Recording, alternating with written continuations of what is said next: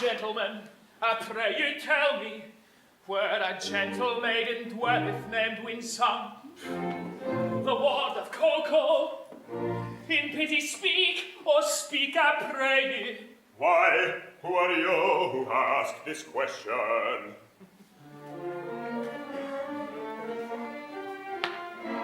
Come, gather round me, and I'll tell you.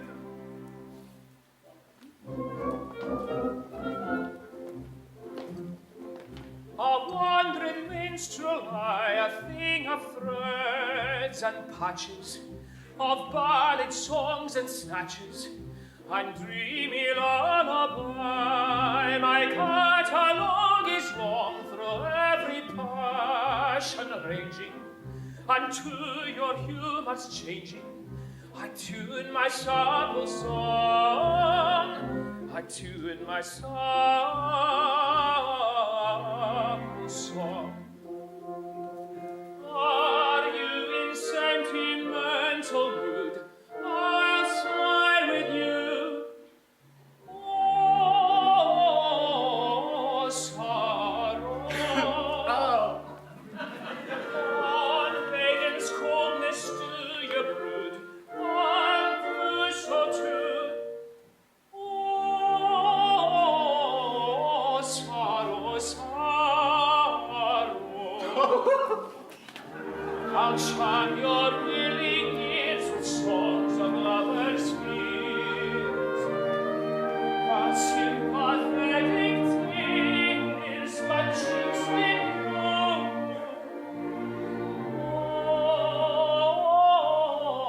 Oh, sorrow, sorrow.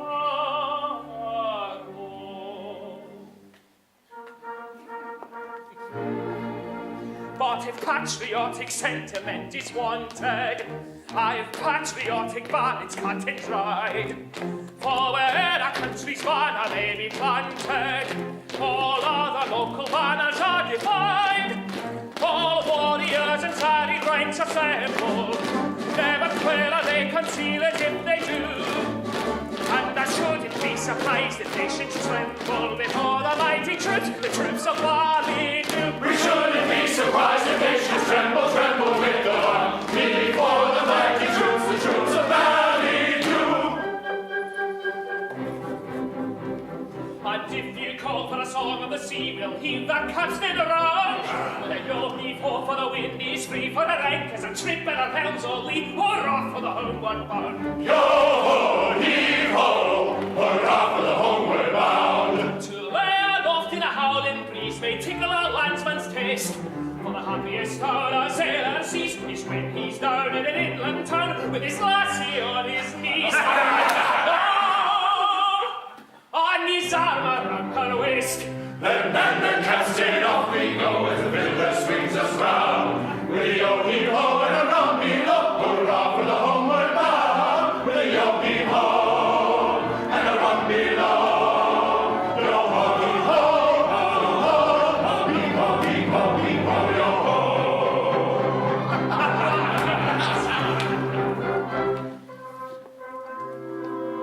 A wandering minstrel I, a thing of threads and patches, of ballad songs and snatches, and dreamy lullaby,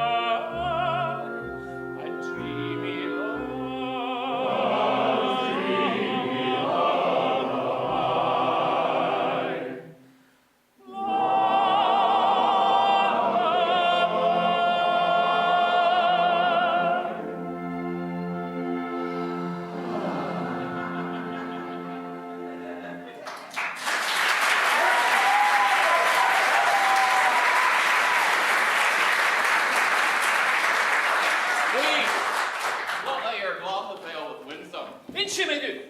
Kian Bliena, Kuet Misaka Put, Aram Ballad. Oh, you're gothic. That's not the food for place.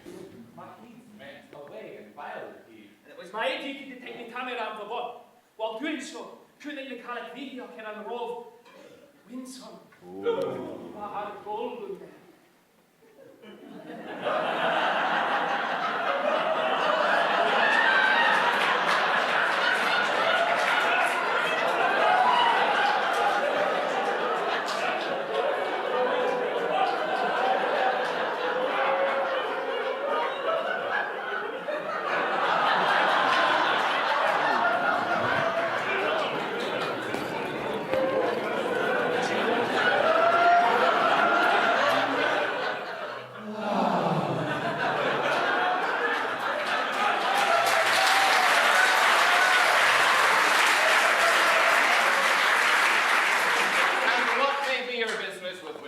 I'll tell you, a year ago I was a member of the Balladue Clan, second trombone. Nice. It was my duty to take me tally around for contributions. While discharging this delicate office, I saw Winsome. We loved each other at once. but she was betrothed to her chief guardian, Coco, a tailor, and I knew at once my shoot was hopeless. So,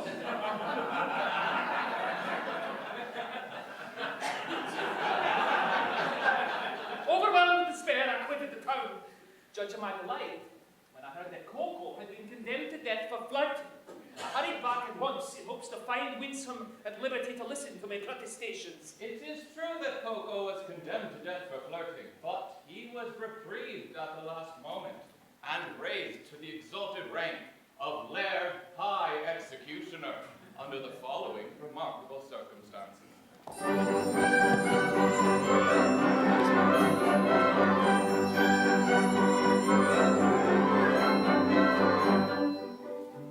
Our great McAdo, virtuous man, when he to rule our land began, resolved to try a plan whereby young men might best be steady. So he decreed in words succinct that all who flirted, leered, or winked, unless connubially linked, should forthwith be beheaded, beheaded, beheaded,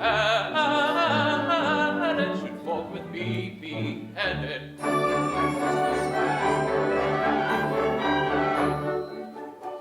And I expect you'll all agree that he was right to so decree. And I am right, and you are right, and all is right as right can be. And you are right, and we are right, and all is right as right can be. And all is right as right can be. Right as right can be.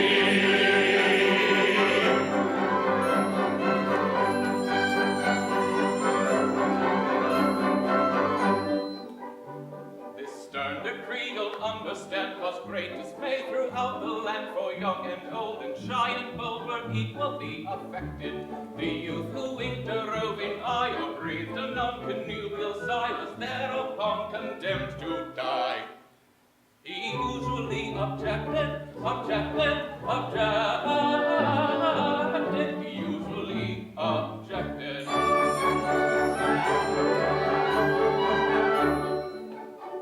And you'll allow, as I expect, that he was right to so object. And I am right, and you are right, and everything is quite correct. And you are right, and we are right, and everything is quite correct. And everything is quite correct. All is quite correct.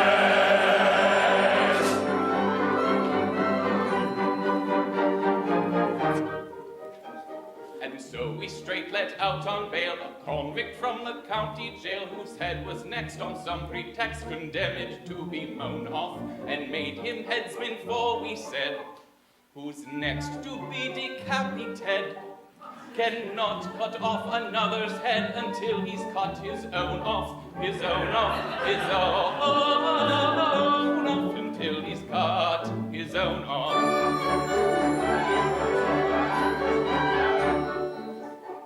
And we are right, I think you'll say, to argue in this kind of way.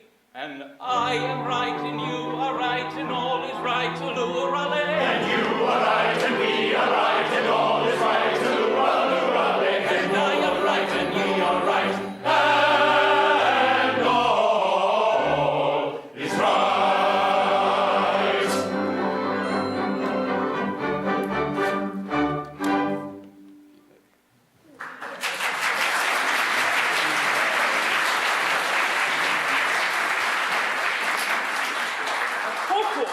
Coco the chief tailor, Laird High Executioner of Ballydew. Well, that's the highest rank a citizen can attain. It is. Our logical McAdo, seeing no moral difference between the dignified judge who condemns a criminal to die and the industrious mechanic who carries out the sentence, has rolled the two offices into one, and every judge is now his own executioner. Well, how kind of you. For I can see you are a nobleman of the highest rank, to condescend to tell all this to me, a mere strolling minstrel. Don't mention it. I am, in point of fact, a particularly haughty and exclusive individual of pre-Adamite ancestral origin. Poobah, Ancestry.com, use code Poobah for 20% discount. You will understand this when I tell you that I can trace my lineage back to a primordial, protoplasmal, atomic globule. Consequently, my family pride is something inconceivable. I can't help it. I was born sneering. But I struggle hard to overcome this defect. I mortify my pride continually. When all the great officers of state resigned in the body because they were too proud to serve under an ex-tailor, did I not unhesitatingly assume all their posts at once? And the salaries attached to them, you did. It is consequently my degrading duty to serve this upstart as First Laird of the Treasury, Laird Chief Justice, Commander-in-Chief, Laird High Admiral, Master of the Buckhounds, Groom of the Backstairs, Archbishop of Ballydew, Laird Mayor, both acting and elect, and Laird High Influencer of the court social media. All rolled into one. And that's a salary. A poobah paid for his services. I, a salaried minion. But I do it. It revolts me, but I do it. Well, and it does you credit. Oh, but I don't stop there. I go and dine with middle-class people on reasonable terms. I dance at cheap suburban parties for a moderate fee. I accept refreshment at any hand, however lowly. I also retail state secrets at a very low figure. For instance, any further information about Winsome would come under the head of a state secret. Oh, another insult! And I think a light one.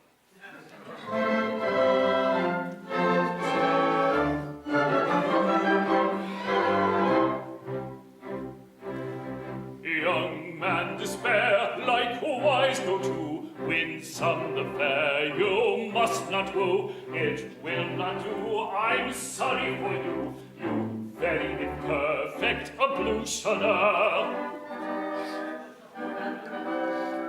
This very day from school Winsome went away and homeward come with a beat, a drum, and rum-tum-tum to wed the Lord High Executioner. And the brass will crash, and the pipes will play, and they'll cut a dash on their wedding day. She'll toddle away, I do assure, with the Laird High Executioner. And the brass will crash, and the pipes will play, and they'll cut a dash on the wedding day. She'll toddle away, I do assure, with the Laird High Executioner.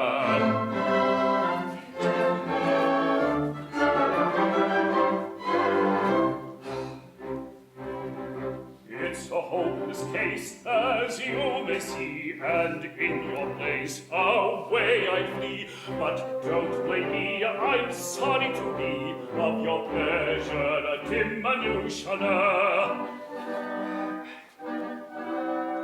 They'll vow the pact extremely soon. In point of fact, this afternoon, her honeymoon with that moon at some commences, so you shun her. And the brass will crash, and the pipes will play, and they'll cut a dash on the wedding day. She'll honeymoon on the Côte d'Azur with the Laird High Executioner. And the brass will crash, and the pipes will play, and they'll cut a dash on the wedding day. She'll honeymoon on the Côte d'Azur with the Laird High Executioner.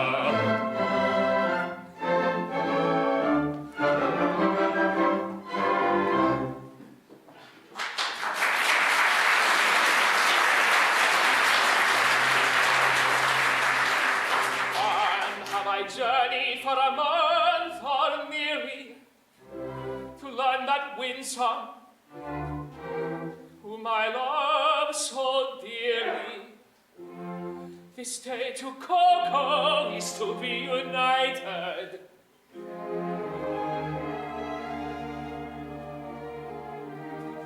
The facts appear to be as you've recited. But here he comes, equipped as suits his station.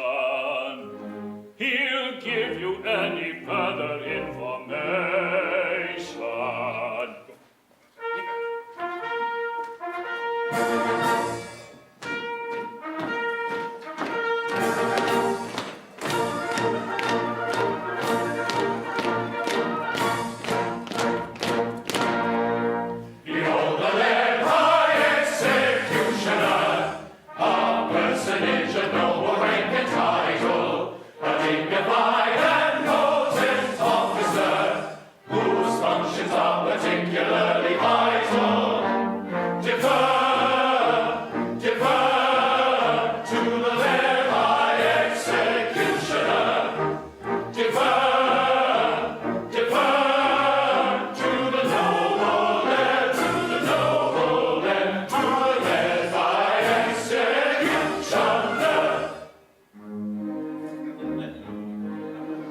Taken from the county jail by a set of curious chances, liberated then on bail, on the old recognized dances, wafted by a favoring gale, as one sometimes is in trances, to a height that few can scale, save by long and weary dances, surely never had a male. Under such like circumstances, so adventurous a tale, which may rank with most romances. Taken from the county jail, curious liberated then on bail, never had a male so adventurous a tale. Divert to the lead high executioner. Divert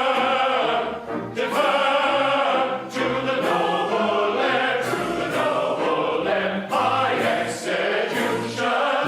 Bow down to the lead high executioner.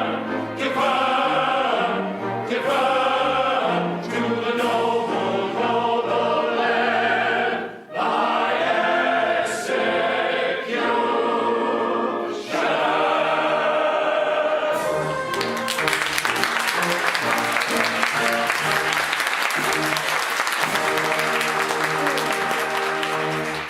Gentlemen, I'm much touched by this reception. I can only trust that by strict attention to duty, I shall ensure a continuance of those favors which it will ever be my study to deserve. If I should ever be called upon to act in my professional capacity, I am happy to think that there will be no difficulty in finding plenty of people whose loss will be a distinct gain for society at large.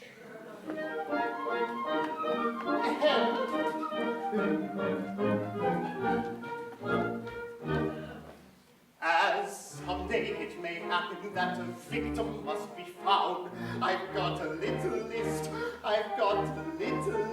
of society offenders who might well be underground and who never would be missed, There's the pestilential nuisances who in each turn of phrase use OMG and LOL in communiques. Sellouts will say anything for anyone who pays, and the bearded hipster who has lots of thoughts on IPAs. While third parties who want spoiling tete-a-tetes insist, they'd none of them be missed. He's got them on the list. He's got them on the list, and they'll none of them be missed. They'll none of them be missed.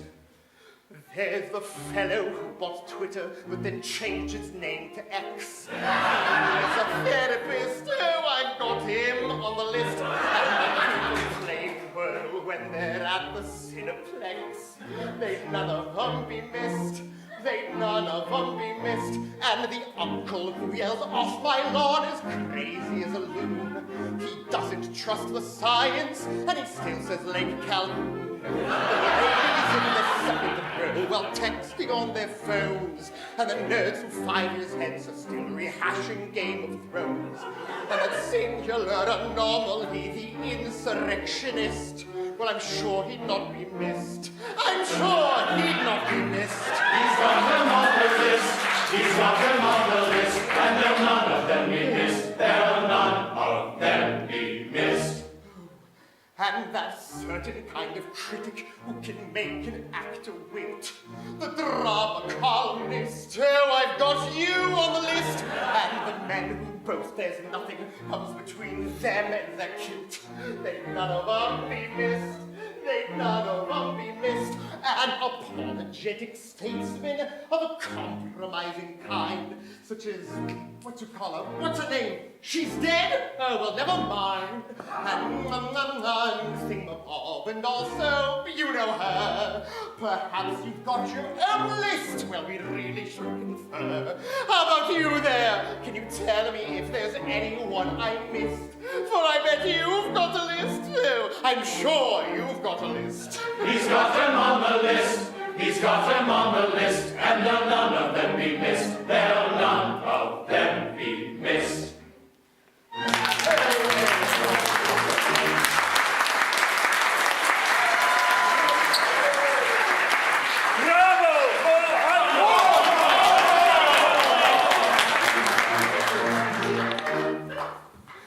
And the hypocrites of every stripe who tried to get books banned, each praised fanaticist, I've got them on the list, and the purists who got angry because we aren't in Japan. They'd none of them be missed, and the people who at Grey Duck then insist the word is goose.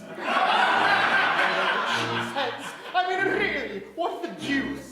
And every last Kardashian, and likewise Kanye West. Filling up the blanks, I'll let you do the rest. And this clever little actor who's become a lyricist. Oh, that's a clever twist. I've put me on the list. He's got them on the list. He's got them on the list. And there'll none of them be missed. There'll none of them be missed.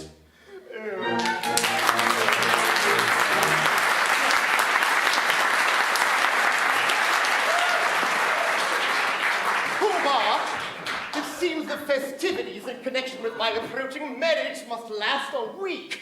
I should like to do it handsomely, and I want to consult you as to the amount I have to spend upon it. Oh, certainly. In which of my capacities? As First Laird of the Treasury, Laird Chamberlain, Attorney General, Chancellor of the Exchequer, or Private Secretary? Suppose we say as Private Secretary. Well, speaking as your Private Secretary, I should say that as the city will have to pay for it, don't stint yourself.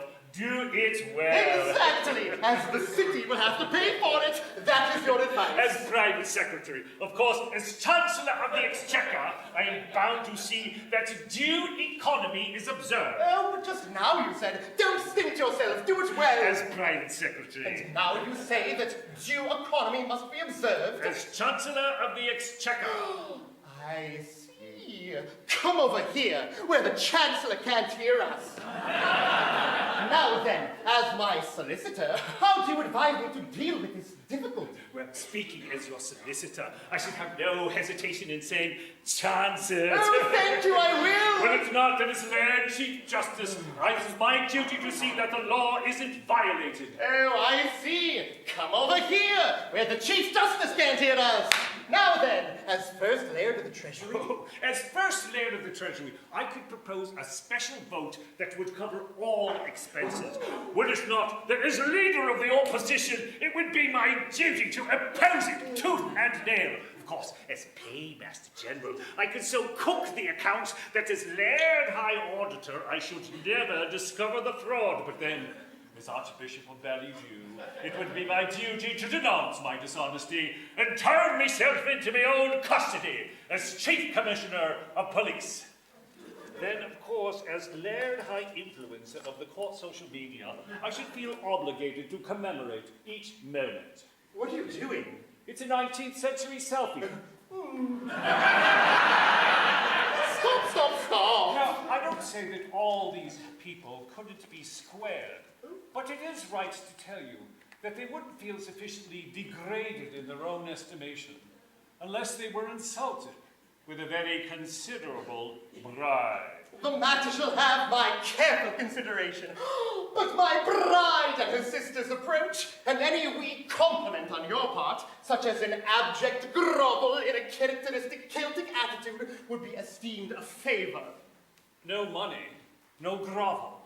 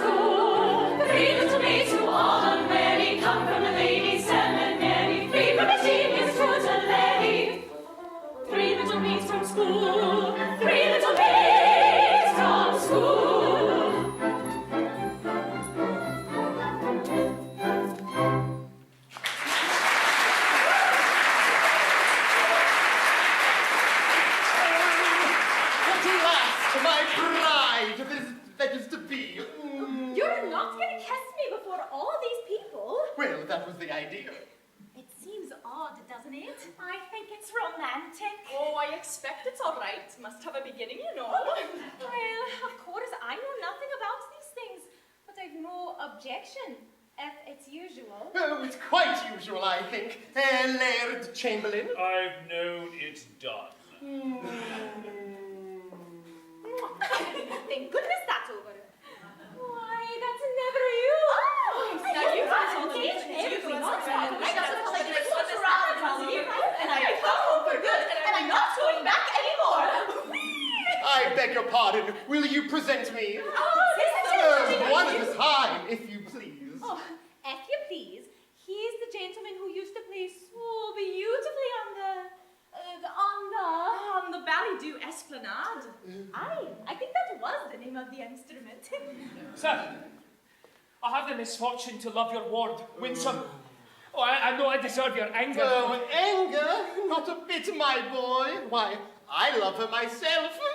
Charming lass, isn't she? Pretty eyes, nice hair, equally skilled at crossbow and cross-stitch. Very glad to hear my opinion backed by a competent authority. Thank you very much. Goodbye. Take him away. I beg your pardon, but what is this? Who that is a tremendous swell. Oh, it's alive. Go away, lassies. Can't talk to lassies like you. Go away. There's dears. Allow me to present you, Pooh-Bah. These are my 3 wards. The one in the middle is my bride-elect. Well, what do you want me to do to them? Mind, I shall not kiss them. Nay, you shan't kiss them. Oh, we bow, a mere nothing. You needn't mean it, you know. Well, it goes against the grain. They are not young ladies, they are young persons. Oh, come, make an effort. There's a good nobleman. I shan't mean it. How do you do, lasses? How do you do? Oh, my protoplasmal ancestor. Oh, that's very good. I see nothing whatever to laugh at. It is very painful to me to have to say, how do you do, lassies, how do you do, to young persons. I am not in the habit of saying, how do you do, lasses, how do you do, to anyone under the rank of stockbroker. Don't laugh at him, he can't help it. He's under treatment for it. Oh. Never mind them. They don't understand the delicacy of your position. We understand how delicate it is, don't we? Oh, I should think we do. How a nobleman of your importance can do it at all is a thing that I never can, never shall understand.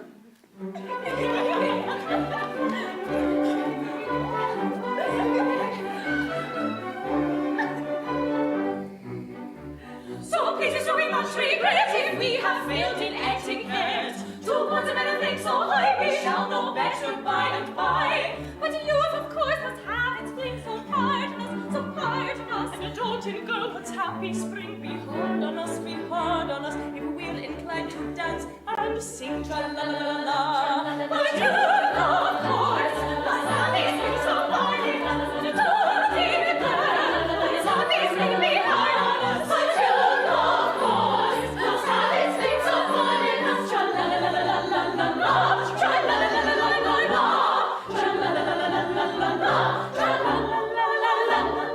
Tra-la-la-la-la-la-la.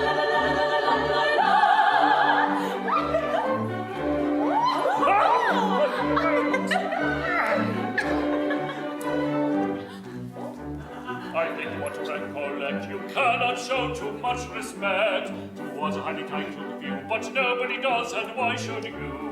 That youth at us should have its fling is hard on us, to our prerogative we cling, so pardon us, if we decline to dance and sing tra-la-la-la-la-la, tra-la-la-la-la-la. But youth, of course, must have its fling, so pardon us. So sing the girl, but it's happy spring, be hard on us. But youth, of course, must have its fling, so pardon us. Tra-la-la-la-la-la-la, tra-la-la-la-la-la-la, tra-la-la-la-la-la-la, tra-la-la-la-la-la-la, tra-la-la-la-la-la-la.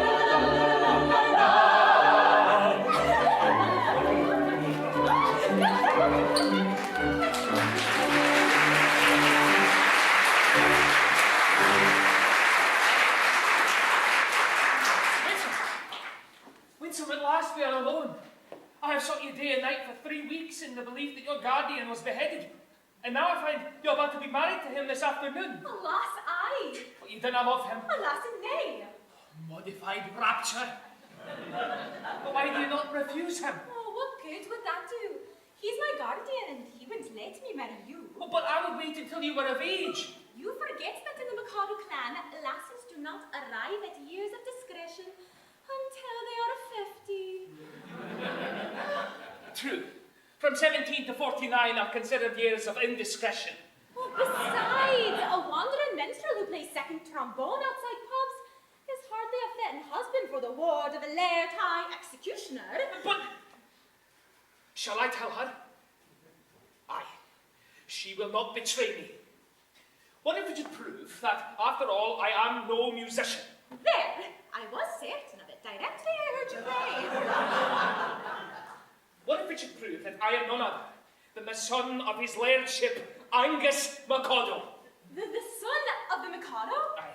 But why is your lairdship disguised? And what has your lairdship done? And will your lairdship promise never to do it again?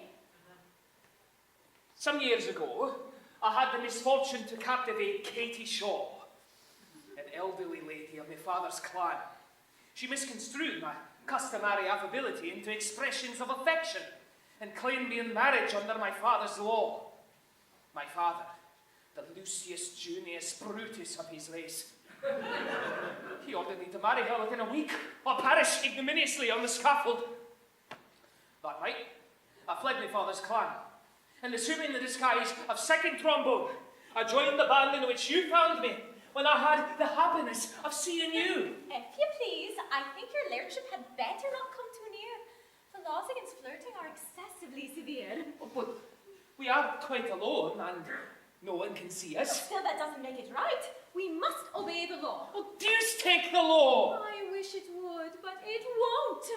If it weren't for that, how happy we might be. Happy indeed. If it wasn't for the law, we might be sitting side by side, like this. Instead of being obliged to be half a mile off, like this. We should be gazing into each other's eyes, like this. Breathing sighs of unutterable love. Like this. With our arms round each other's waists, like this. Aye, if it wasn't for the law. If it wasn't for the law. As it is, of course, we couldn't do anything of the kind. Oh, not for words. Being engaged to Coco, you know. Being engaged to Coco.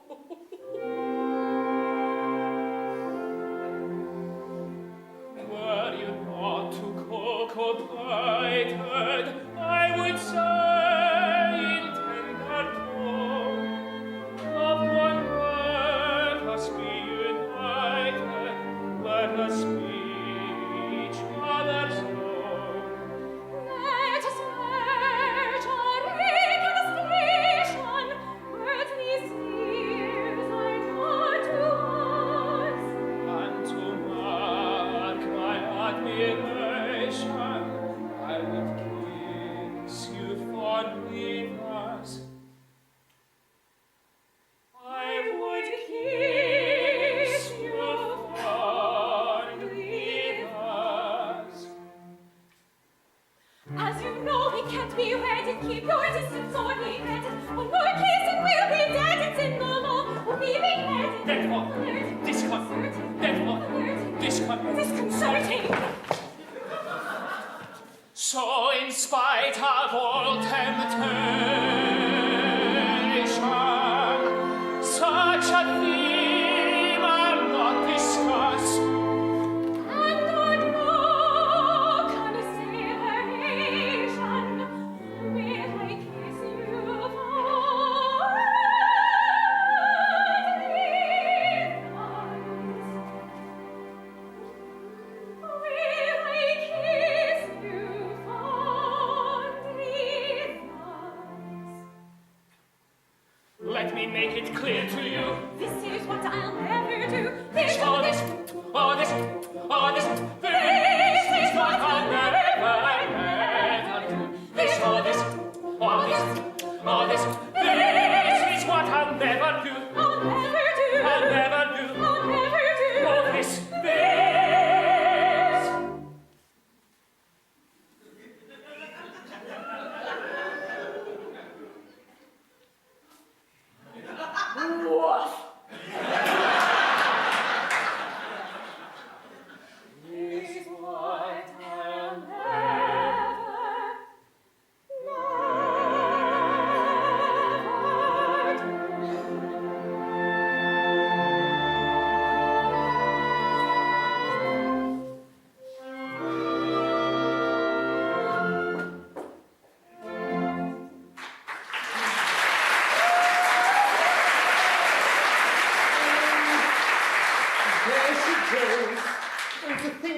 how entirely my future happiness is wrapped up in that wee parcel. Really, it hardly seems worthwhile. Oh, matrimony! Now then, what is it? Can't you see I'm soliloquizing? You have interrupted an apostrophe, sir.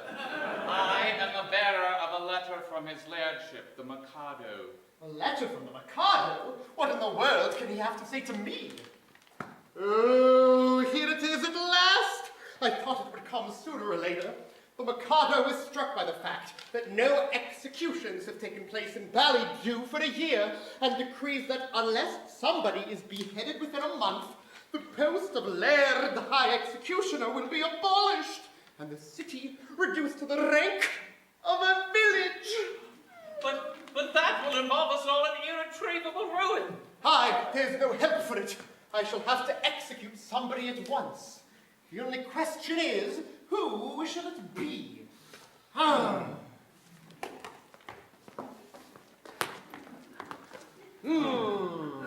Well, it seems unkind to say so, but as you're already under sentence of death for flirting, everything seems to point to you. To me? What are you talking about? I can't execute myself. Why not? Why not? Because in the first place, self-decapitation is an extremely difficult, not to say dangerous, thing to attempt. And in the second, it's suicide. And suicide is a capital offense. That is so, no doubt. We might reserve that point. True, it could be argued before the full court 6 months hence. Besides, I don't see how a man can cut off his own head. A man might try. Even if you only succeeded in cutting it half off, that would be something. True, it would be taken as an earnest attempt to comply with his lordship's will. Oh, nay. Pardon me, but there I am adamant. As official headsman, my reputation is at stake. I can't consent to embark upon a professional operation unless I see my way to a successful result. This professional conscientiousness of yours is highly creditable to you, but it places us in a very awkward position. My good sir, the awkwardness of your position is grace itself compared with that of a man engaged in the act of cutting off his own head. I am afraid that, unless you can obtain a substitute... A substitute? Oh, certainly nothing easier.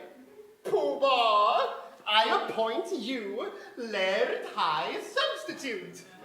I should be delighted. Such an appointment would realize my fondest dreams, but no, at any cost, I must put bounds on my insatiable ambition.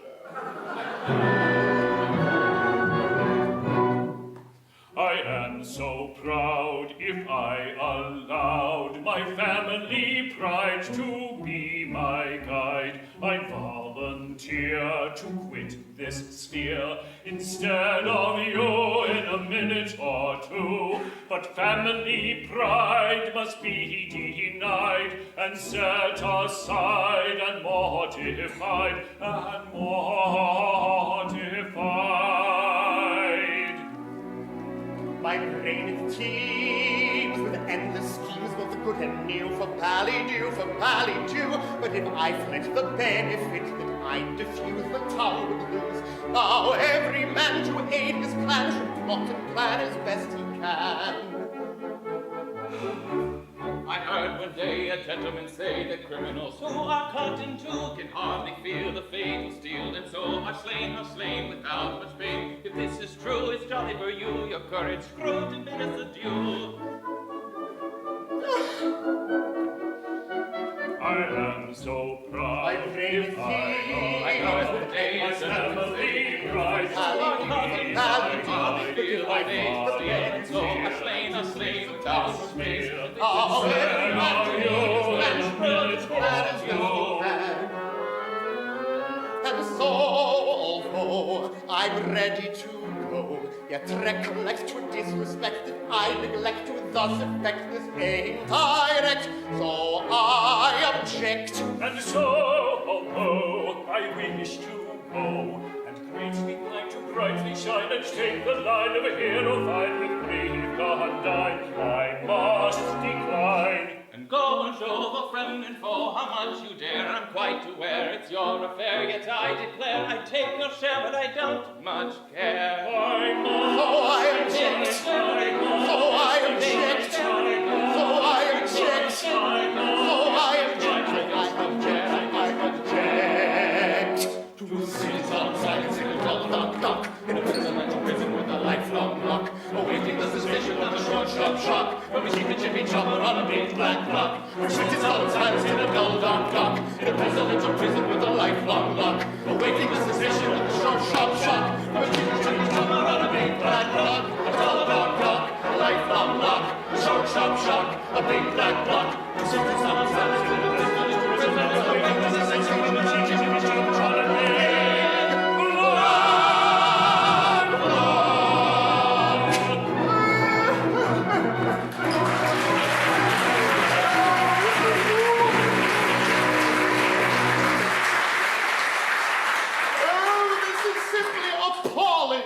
I, who allowed myself to be respited at the last moment, simply in order to benefit my native town, am now required to die within a month. And that by a man whom I have loaded with honors. Oh, is this public gratitude? Is this... Go away, sir! How dare you! Am I never to be permitted to soliloquize? Go on, don't mind me. What are you going to do with that rope? I'm about to terminate an unendurable existence. Oh, terminate your existence! Oh, nonsense! What for? Because you are about to marry the lass I adore. Oh, nonsense, sir. I won't permit it. I am a humane man, and if you attempt anything of the kind, I shall order your instant arrest. Come, sir, desist at once, or I summon my guard. Well, that would be absurd. If you attempt to raise an alarm, I instantly perform the happy dispatch with this dagger. Nay, don't do that. Oh, this is horrible. Why, you cold-blooded scoundrel, are you aware that in taking your life, you are committing a crime which? A substitute! What's the matter? Is it absolutely certain that you are resolved to die? Absolutely. Will nothing shake your resolution? Nothing. Threats, entreaties, prayers, all useless? Oh, my mind is made up. Then, if you really mean what you say, and you are absolutely resolved to die, and nothing whatever will shake your determination, don't spoil yourself by performing suicide, but be beheaded handsomely at the hands of the public executioner. I don't see how that would benefit me. You don't?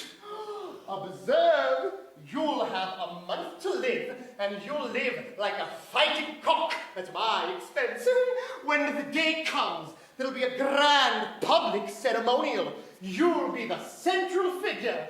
No one will attempt to deprive you of that distinction.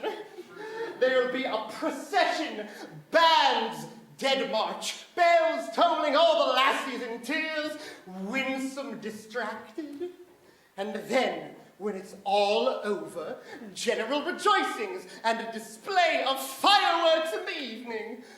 You won't see them, but they'll be there all the same. Do you really think Winsome would be distracted at my death? Oh, I am convinced of it. Bless you, she is the most tender-hearted wee creature alive. I should be sorry to cause her pain. Oh, yes. Perhaps if I were to, after all, withdraw from Scotland and travel to Japan. For a couple of years, I might contrive to forget her. Oh, I don't think you could forget Winsome so easily. And after all, what is more miserable than a love-blighted life? Oh, true. Life without Winsome, why, it seems absurd. And yet, there are a great many people in this world who have to endure it. Poor devils, eh? You are quite right not to be of their number. I will not be of their number. Noble fellow! Well, here's how we'll manage it. You let me marry Winsome tomorrow, and in a month, you may behead me. Nay. I draw the line at Winsome. Very well. If you can draw the line, so can I. Stop! Listen one moment. Be reasonable. How can I consent to your marrying Winsome if I'm going to marry her myself? My good man, she'll be a widow in a month and you can marry her then. Oh, that's true, of course. I quite see that. Oh, but dear me, my position during the next month will be most unpleasant. Not half as unpleasant as my position at the end of it. But, oh dear me, well, I agree. After all, it's only putting off my wedding for a month. But you won't prejudice her against me, will you? You see, I've educated Winsome to be my wife. She's been taught to regard me as a wise and good man. Now, I shouldn't like to see her views on that point disturbed. Trust me, she will never learn the truth from me.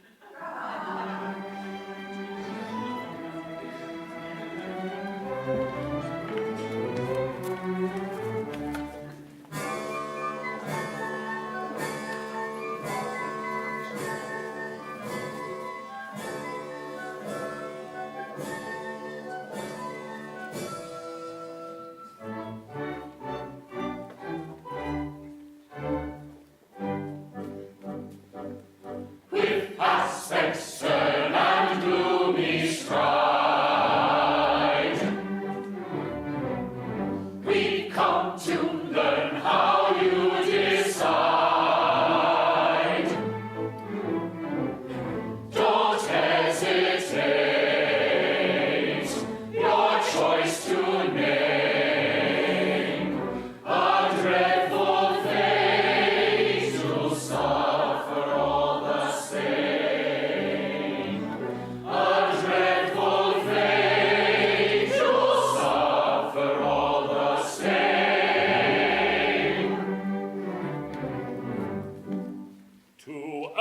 What you mean to do, we punctually appear.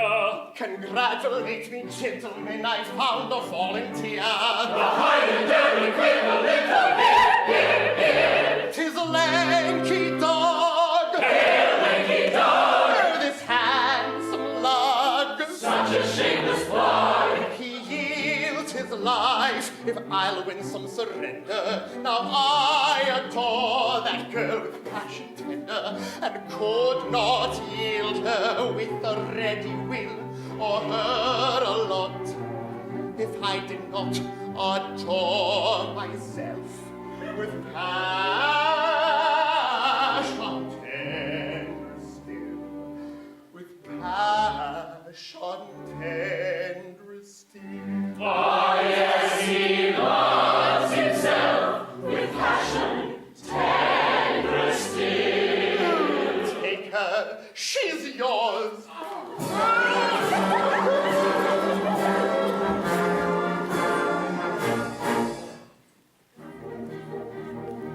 The fretted cloud is passed away.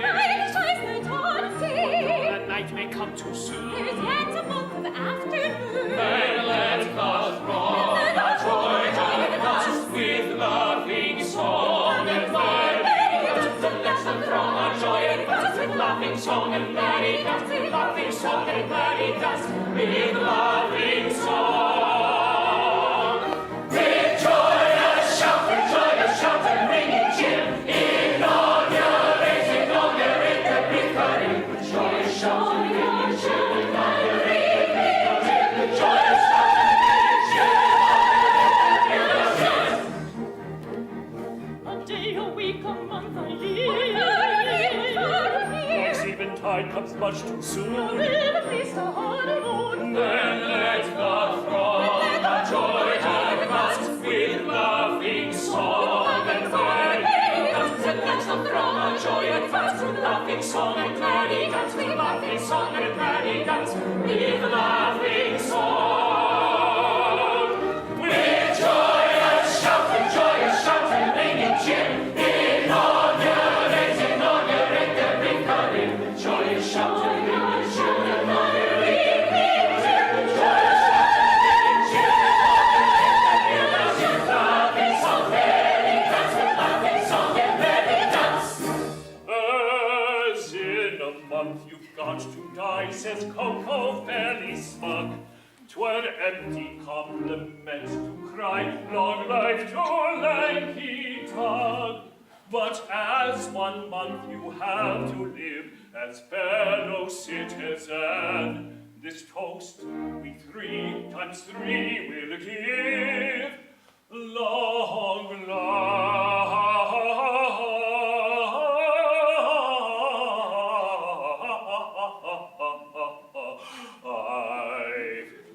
life to you.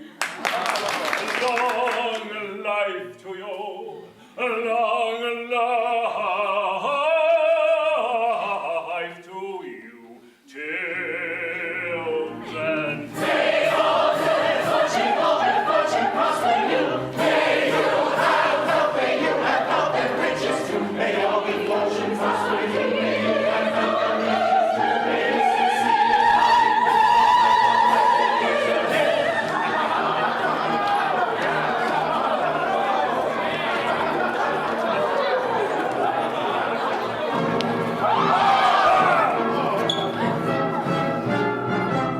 Your ever cease, assist me, all of you. Why who's this who's evil eyes rain wise on our festivities? I claim my perjured lover, lanky dog. Oh, fool to shun delights that never cloy. Go leave thy deadly work undone. Come back, oh shallow fool, come back to joy. Away, ill-favored one. Kiss Keisha, the maid of whom I told you. No, you shall not go. These arms shall thus enfold you. O fool that fleest, thy heart rejoice. O blind that sees, no equipoise. Oh, rush the judges from half the hall. Oh, beast that grudges love's lightest dole. Thy heart unbind, O fool, O blind. Give me my place, O rash, O base. Thy heart unbind, give me my place, O fool, O blind, O rash, O base. Thy heart unbind, give me my place. She's thy bride, restore her place. O fool, O blind, O rash, O base. Pink cheek that ruleth where wisdom serves, bright eye that ruleth heroic nerves, rose lip that's gone is lolling in years, smooth tongue and honest who rightly hears. Thy doom is nigh, pink cheek, bright eye, thy nail is run, rose lip, smooth tongue. Thy doom is nigh, thy nail is run, pink cheek, bright eye, rose lip, smooth tongue. Thy doom is nigh, thy nail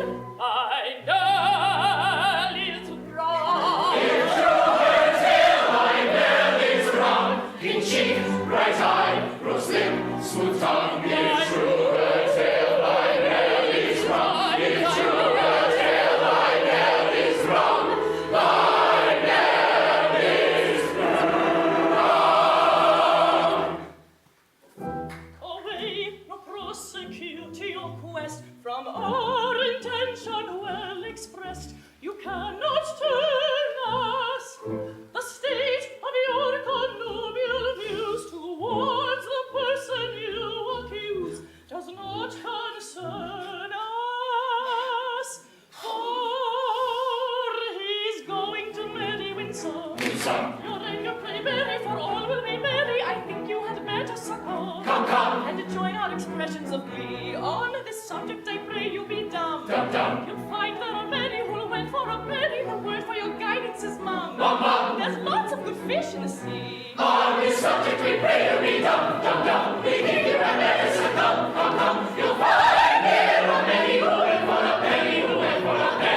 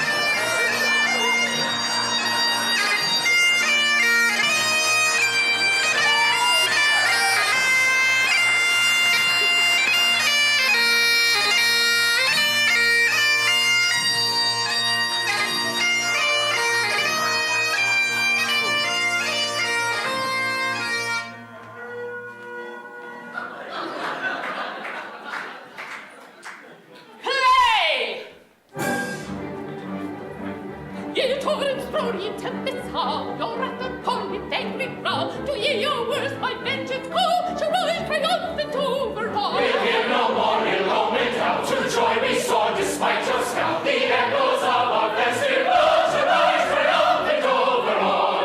Prepare for war, ye haughty lords, at once I'm gonna call a war. Away you go, collect your horse, proclaim your woe in dismal chorus. We do not heed their dismal song. For joy reigns everywhere around. We do not heed their dismal song. For joy reigns everywhere around. We'll give no more, in Lord's been down to joy we soar, despite your scowl. It's triumph, triumph,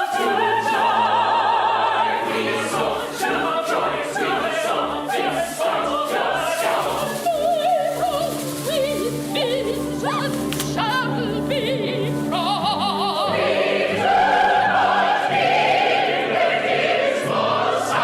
For joy reigns everywhere around.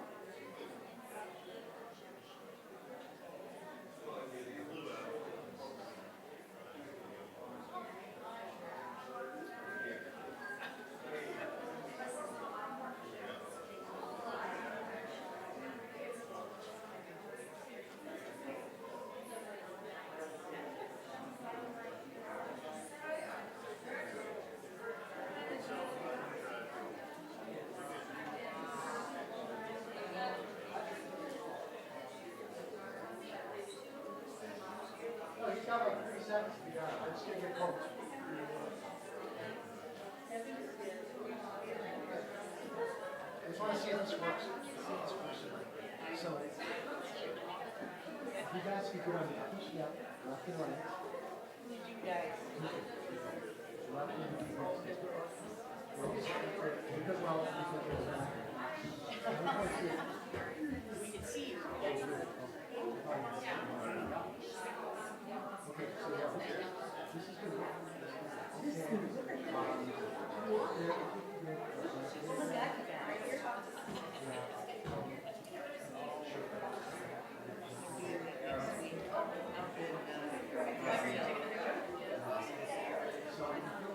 Is it not only?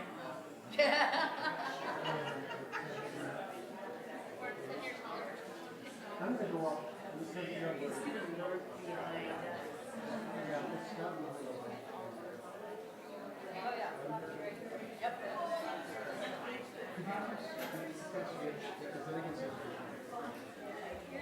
You're in the middle. Come on, Scotty, in the middle. There he is. Between my two Katie shots. Yay!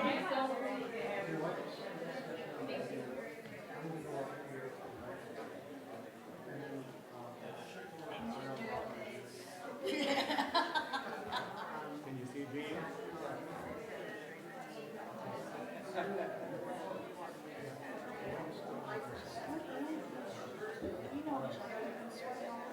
Yeah, right.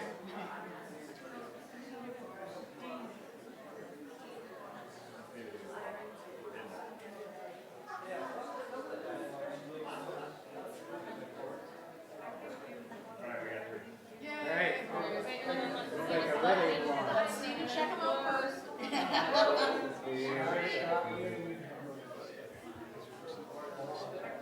Okay. There you go. You're not All done you yet. see is Yeah, it's a nice hit.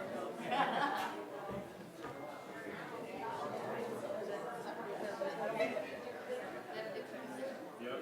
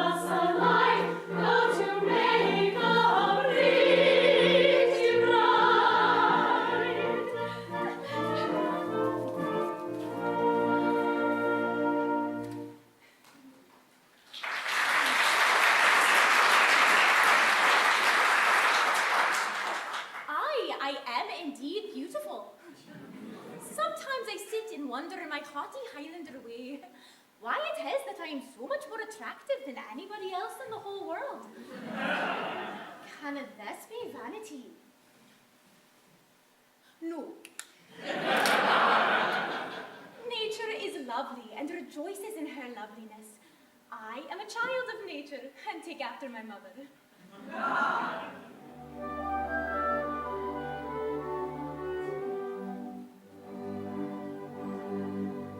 The sun whose rays are all ablaze with ever-living glory does not deny his majesty, he scorns to tell a story. He won't exclaim, I blush for shame, so kindly be indulgent. But fierce and bold and mighty gold, he glories all effulgent.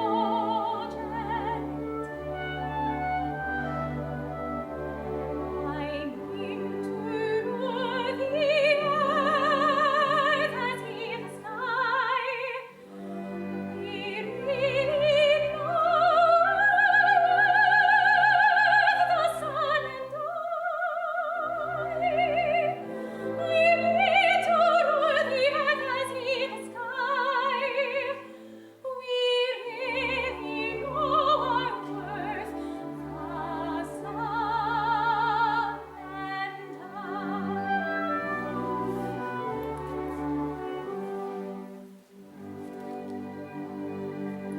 Observe his flame, the placid aim, the moon's celestial highness.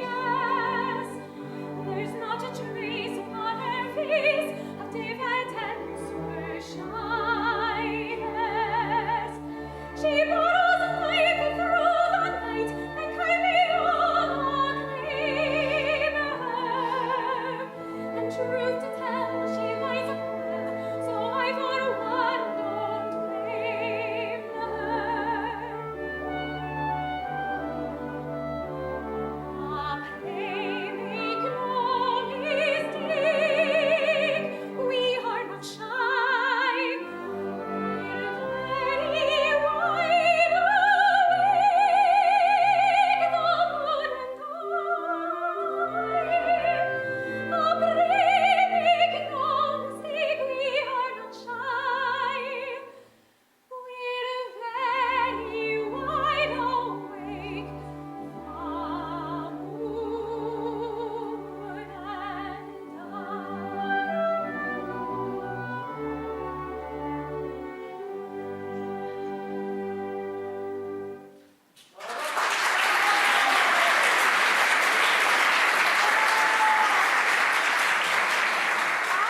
everything seems to smile upon me. I am to be married today to the man I love best, and I believe that I am the very happiest lass in the clan. The happiest lass indeed, for she is indeed to be envied, who has attained to happiness in all but perfection. In all but perfection? Well, dear, it can't be denied that the fact that your husband is to be beheaded in a month is, in its way, a drawback. It does take the top off it, you know. I don't know about that. It all depends. At all events, he will find it a drawback. Oh, not necessarily. Bless you, it all depends. Depends on what? Well, you know, how it's done, how it's executed. I think it's very indelicate of you to refer to such a subject on such a day. If my dearest lanky dog must head off, nay, if my married happiness is to be, Cut short. well, cut short in a month. Can't you let me forget it? With some in tears, and on her wedding morn. Oh, they've been reminding me that in a month you're to be beheaded. Aye, we've been reminding her that you're to be beheaded. Oh, it's quite true, you know. You are to be beheaded. Now, some bridegrooms would be depressed by this sort of thing.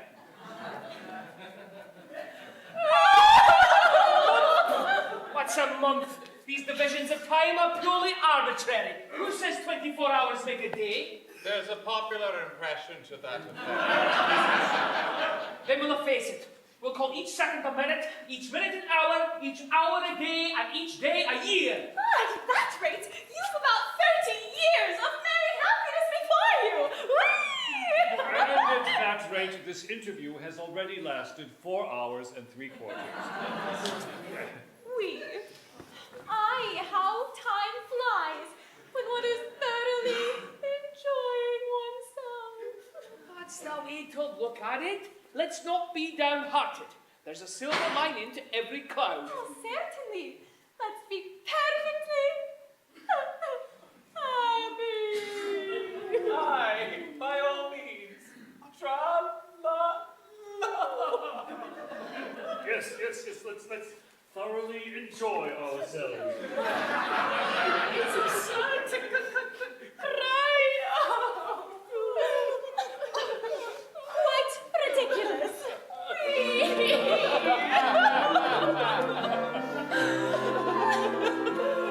Rising dawns our wedding day, joyous heart we give thee greeting. Whither, hearts thou fleeting, fickle moment, pray thee stay, fickle moment, pray thee stay.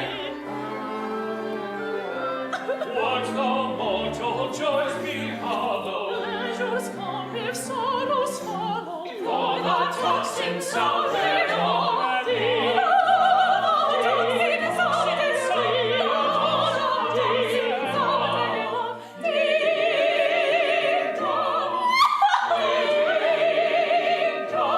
Yet until the shadows fall over one and over all, sing a merry madrigal, sing a merry madrigal, sing a merry madrigal.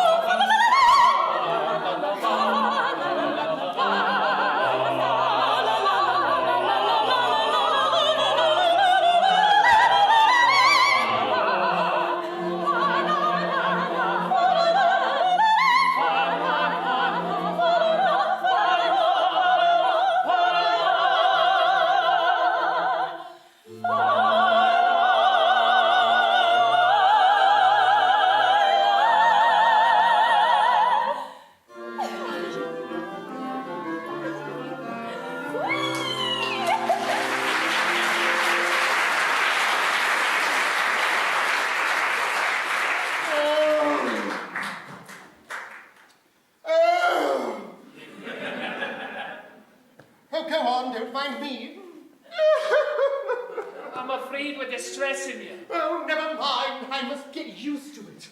Only please, do it by degrees. Begin by putting your arm around her waist. There, let me get used to that first.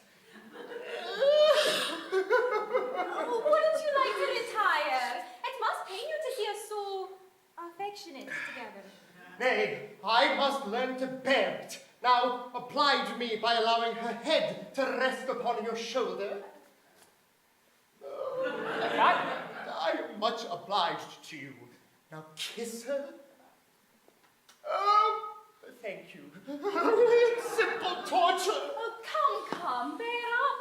After all, it's only for a month. Nay, it's no use deluding oneself with false hopes. What's this now? Oh, my child, my poor child. How shall I break it to her?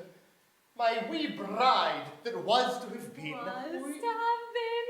Aye, you never can be mine. Oh, what a lovely surprise. That's great. I've just ascertained that by the McAdo's law, when a married man is beheaded, his wife is buried alive. Buried alive. Buried alive? Buried alive. Buried alive. Buried alive.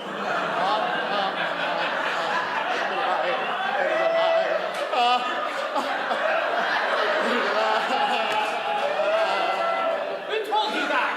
Oh, my solicitor. But he may be mistaken. So I thought. So I consulted the Attorney General, Laird Chief Justice, Master of the Rolls, Judge Ordinary, and Laird the Chancellor. They're all of the same opinion. Never known such unanimity on a point of law in my life. has never been put into force. Oh, not yet. You see, flirting is the only crime punishable with decapitation, and married men never flirt. Of course they don't. I quite forgot that. Oh, well, I guess this means my dream of happiness is at an end. Darling, I don't want to appear selfish, and I love you with all my heart. I don't suppose I shall ever love anybody else half as much. But when I agreed to marry you, my own, I had no idea, Pet, that I should have to be buried alive in a month. Or did I? Just the first I've heard of it. It makes a difference, doesn't it? It makes a great deal of difference, of course. You see, burial alive, it's such a stuffy death. Call me the beast of a death. Oh, you see my difficulty, don't you? Aye, and I see my own. If I insist on you carrying out your promise, I doom you to a hideous death. If I release you, you marry Coco at once. Oh, hello. Here's how we do. If I marry you, when your time has come to perish, then the maiden whom you cherish must be slaughtered too. Here's how we do. Here's how we do. Here's a pretty mess. In a month or less, I must die without a wedding. Let the bitter tears I'm shedding witness my distress. Here's a pretty mess. Here's a pretty mess. Here's the state of things. To her life she clings. Matrimonial devotion doesn't seem to suit her notion. Penny will it brings. Here's the state of things. Here's the state of things. With a passion as intense I worship and adore, but the laws of common sense we oughtn't to ignore. If what I say is true, 'tis death to marry you. Here's a pretty state of things. Here's a pretty howdy-do. Here's a pretty state of things. A pretty state of things. Here's a howdy-do. Here's a howdy-do. Here's a howdy-do. For if what he says is true, I cannot marry you. Here's a pretty, pretty state of things. Here's a pretty howdy.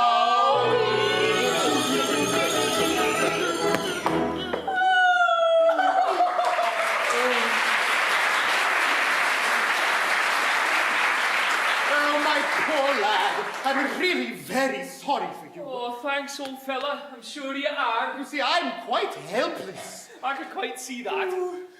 I can't conceive of anything more distressing than to have one's marriage broken off at the last moment.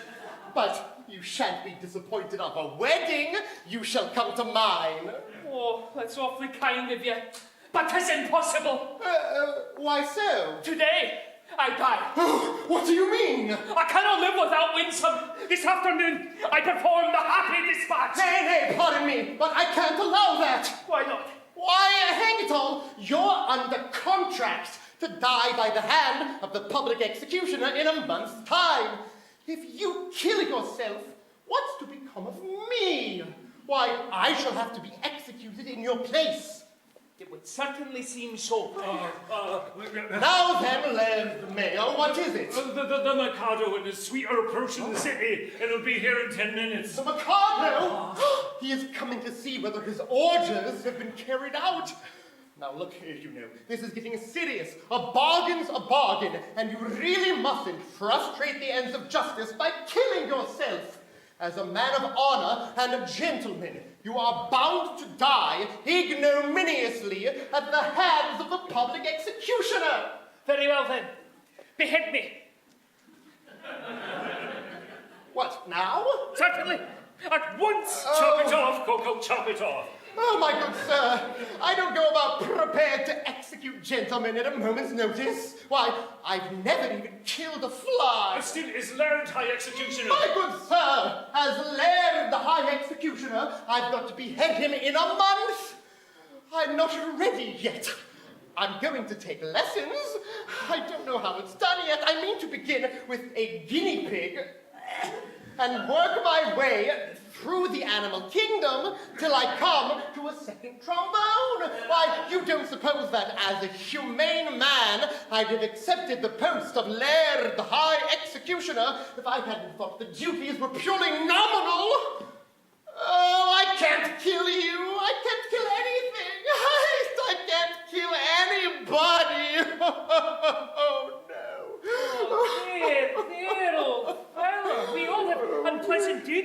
have to discharge at times. But then again, what is it? If I don't mind, why should you? And besides, sooner or later it must be done. Must it? Oh, I'm not so sure about that. What do you mean? Why should I kill you when making an affidavit that you've been executed will do just as well? Here are plenty of witnesses. The Laird Chief Justice, Laird High Admiral, Commander-in-Chief, Secretary of State for the Home Department, First Laird of the Treasury, and Chief Commissioner of Police. Where are they? Oh, there they are. They'll all swear to it, won't you? Am I to understand that to save your life, all these distinguished people are required to perjure themselves to spare your life? Why not? You'll be grossly insulted as usual. Or will the insult be cash down or at a date? It will be a ready money transaction. Venmo by dawn. Very well, it will be a useful discipline. Choose your fiction and I'll endorse it. Family pride, how do you like that? Oh, but I tell you that life without Winsome Oh, is a life. Winsome, Schminsome, bottle Winsome. Here, Commissioner, go and fetch Winsome. Take Winsome and marry Winsome. Only go away and never come back again. Oh, here she is. Here, Winsome. Are you particularly busy? Not particularly. You've 5 minutes to spare. Oh, then go along with His Grace, the Archbishop of Ballydew. He'll marry you at once. But if I'm to be buried Oh, alive... don't ask any questions, but do as I tell you, and Lanky Doug will explain all. Yeah, but one moment. Not for words! Here comes the McAdo, no doubt to ascertain whether I've obeyed his decree. And if he finds you alive, I shall have the greatest difficulty in convincing him that I've beheaded you. Oh, close thing that, for here he comes!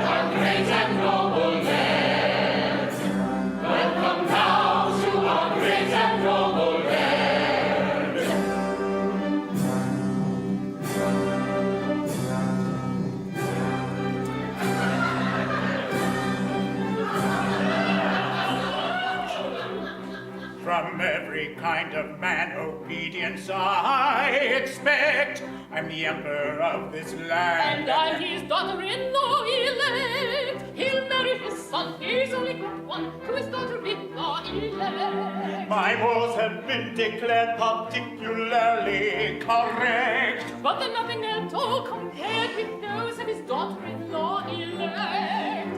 Bow to his daughter-in-law elect. Bow to his daughter-in-law elect.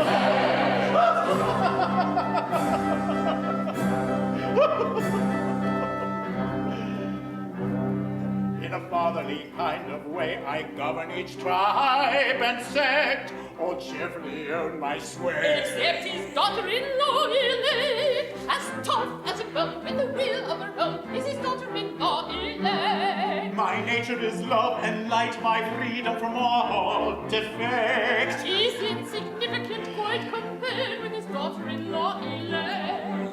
Bow to his daughter-in-law elect. Bow to his daughter-in-law elect.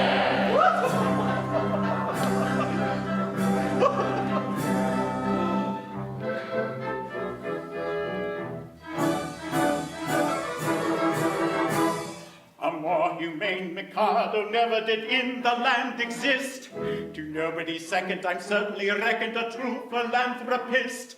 It is my very humane endeavor to make to some extent each evil giver a running river of harmless merriment. My object all sublime, I shall achieve in time, to let the punishment fit the crime, the punishment fit the crime, and make each prisoner pent, unwillingly represent a source of innocent merriment, of innocent merriment. The coffee snob, espresso elite, who bore us whene'er they speak, are sent to hear sermons from Lutheran Germans whose coffee is always weak. Your Uncle Frank, that liberal crank whose virtue always grates, shall sit forever with no exit ever, both Marjorie, Bobert, and Gates. Ted artists clever, but spell checking never, shall get their just deserts. Their chests all emblazoned with epithets brazen. My favorite is no regrets. The idiot who, in merging with traffic, stops on the entrance ramps, shall learn how to zipper, or else I will flipper my finger until it cramps.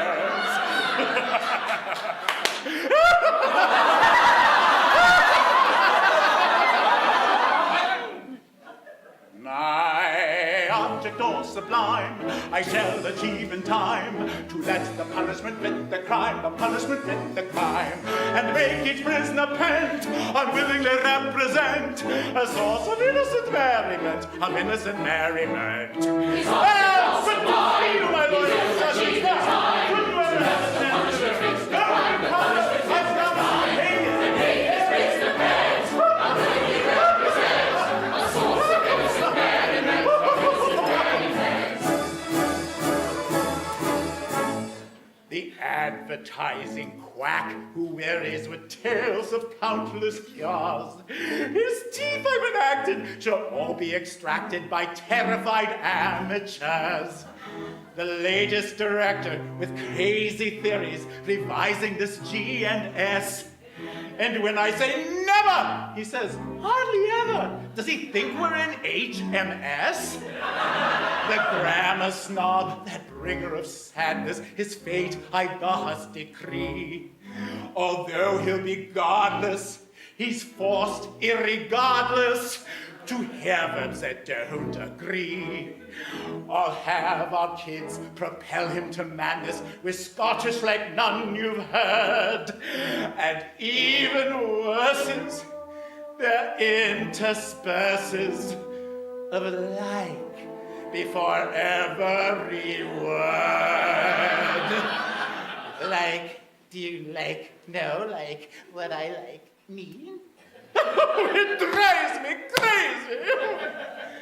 My object all sublime, I shall achieve in time, to let the punishment fit the crime, the punishment fit the crime, and make each prisoner pent, unwillingly represent a source of innocent merriment, of innocent merriment. His object all sublime, he will achieve in time, to let the punishment fit the crime, the punishment fit the crime,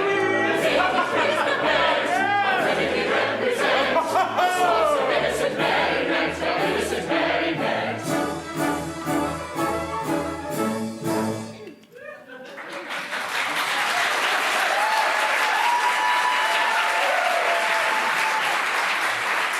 I am honored in being permitted to welcome your lordship. I guess the object of your lordship's visit, your wishes have been attended to. The execution has taken place. Oh, you've had an execution, have you? Aye, the coroner has just handed me his certificate. I am the coroner.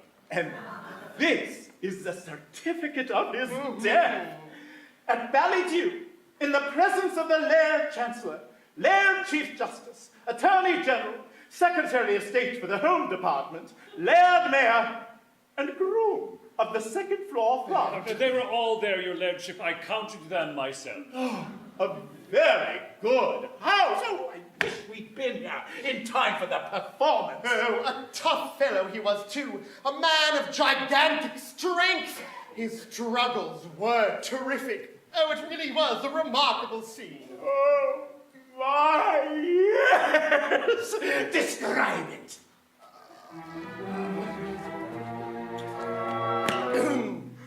The criminal cried as he dropped him down in a state of wild alarm. With a frightful, frantic, fearful frown, I bared my big right arm. I seized him by the braid of his hair, and on his knees fell he. As he squirmed and struggled and gurgled and guggled, I drew my snicker's knee. I snicker's knee. Oh, never shall I forget the cry or the shriek that shrieked me as I gnashed my teeth when from its sheath I drew my snicker's knee. We know him well, he cannot tell how true or groundless tales. He always tries to utter lies, and every time he fails. He shivered and shook as he gave the sign, the stroke he didn't deserve. When all of a sudden his eyes met mine, it seemed to brace his nerve.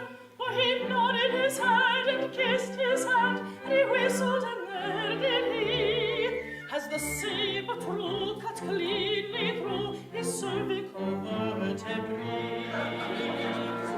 His vertebrae. When a man's afraid, a beautiful maid is a cheering sight to see. And it's so I'm glad that moment sad was soothed by sight of me. A terrible tale you had to sail with truth its white agrees.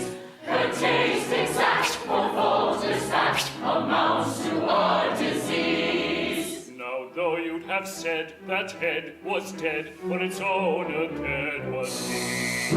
It stood on its neck with a smile well-bred and bowed 3 times to me. It was none of your impudent offhand nods, but as humble as could be. But it clearly knew the deference due to a man of pedigree.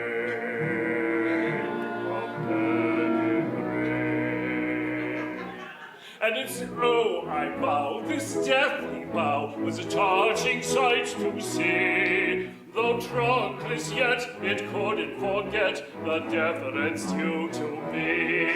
This haughty youth, he speaks the truth whenever he finds it pays. And in this case, it all took place exactly as he says. Exactly, exactly, exactly, exactly as he says.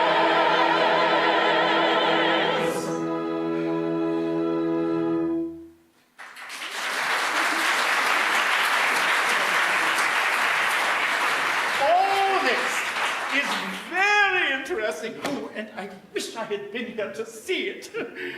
But we came about a totally different matter. Oh, a year ago, my son, the heir to the lairdship of the clan, bolted from our royal court. Oh, indeed. Had he any reason to be dissatisfied with his position? None whatsoever. On the contrary, I was going to marry him. Yet he fled. I am surprised that he fled from one so lovely. You lie. I do. You hold that I am not beautiful because my face is plain. Madam, your face should aspire to plain. You know nothing. You are still unenlightened.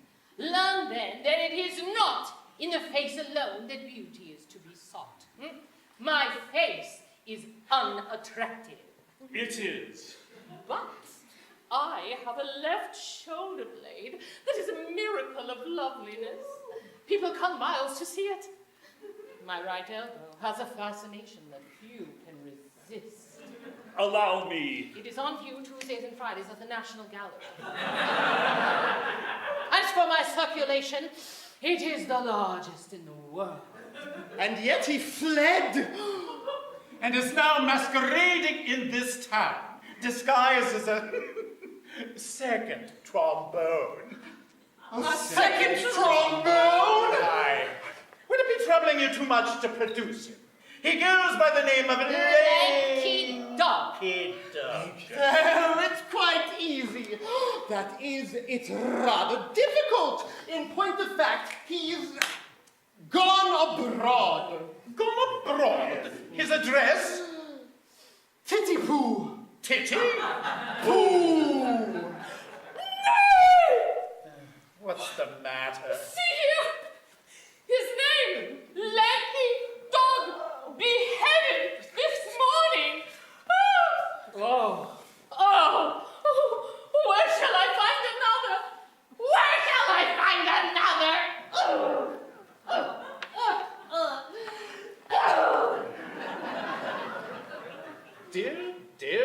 Dear. Well, this is very tiresome. My poor fellow, in your anxiety to carry out my wishes, why, you've beheaded the heir to the Laird of the Cloud. I beg to offer an unqualified apology. I desire to associate myself with that expression of regret. We really hadn't the least notion. Of course you hadn't. How could you have? Oh, come, my good fellow. Don't distress yourself.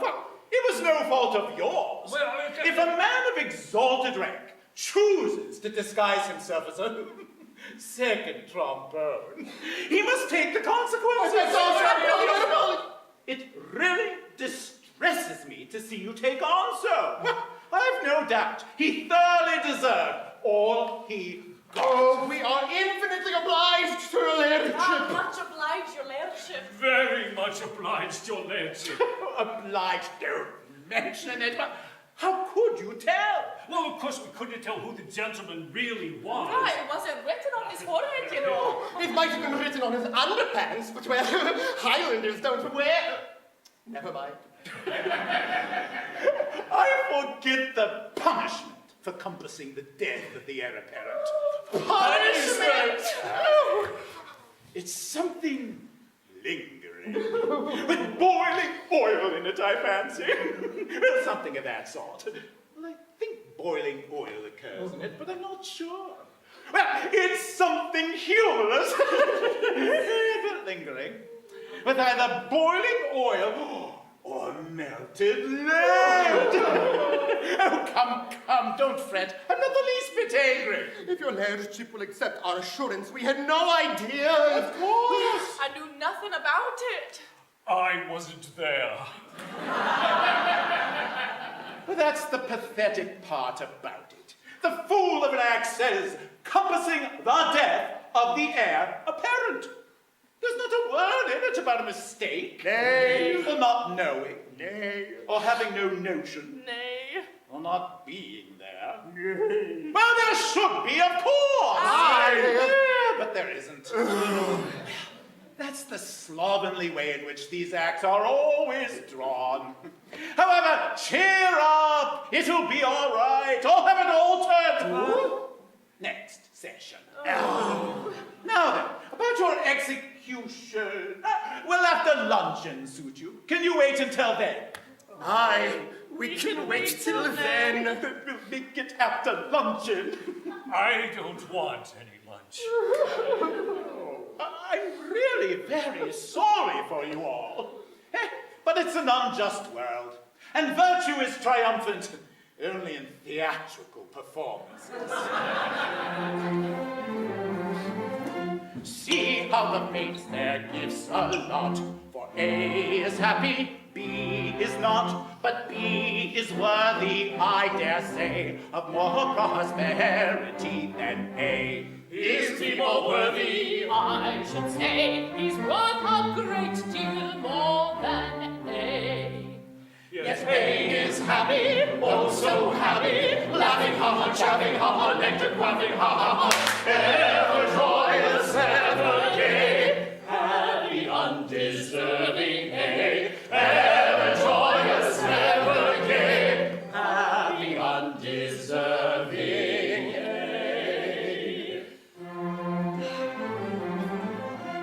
If I were fortune, which I'm not, B should enjoy A's happy lot. and A should die in misery. That is assuming I am B. But should A perish, that should he, of course, assuming I am B. B should be happy, oh so happy, laughing ha ha, chatting ha ha, nectar quaffing ha ha ha, but condemned to die is he, wretch meritorious me. But condemned to die is he, wretch meritorious me. Ha ha! Oh, yes, my son!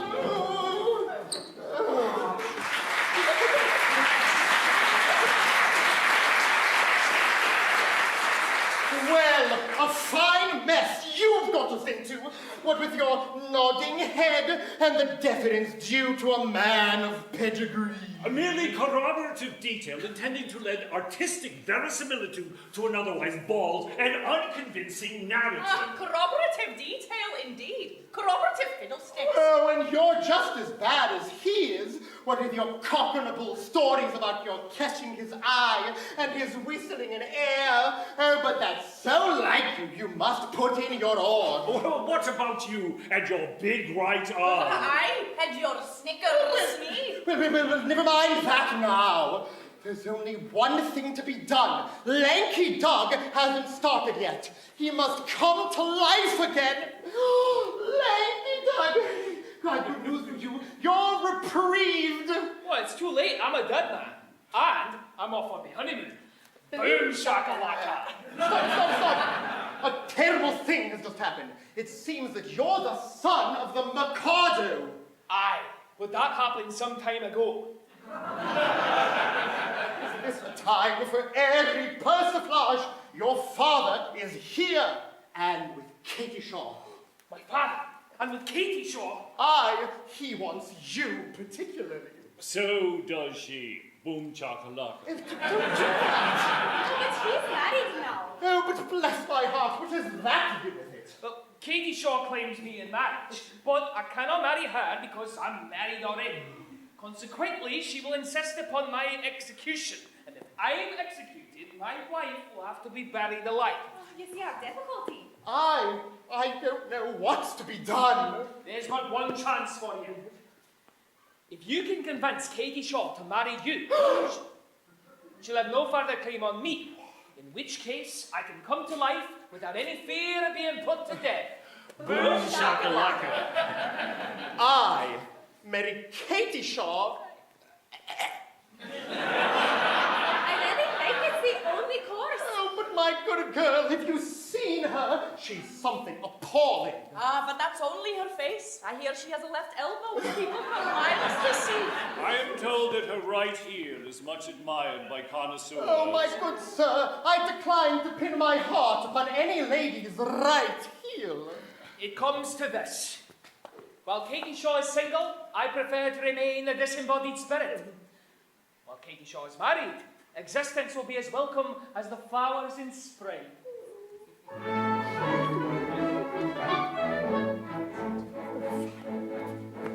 The flowers that bloom in the spring tra-la, breathe promise of merry sunshine. As we merrily dance and we sing tra-la, we welcome the hope that they bring tra-la, of a summer of roses and wine, of a summer of roses and wine. And that's what we mean when we say as a theme, it's welcome as flowers that bloom in the spring. Tra-la-la-la-la, tra-la-la-la-la, as flowers that bloom in the spring. Tra-la-la-la-la, tra-la-la-la-la, tra-la-la-la-la.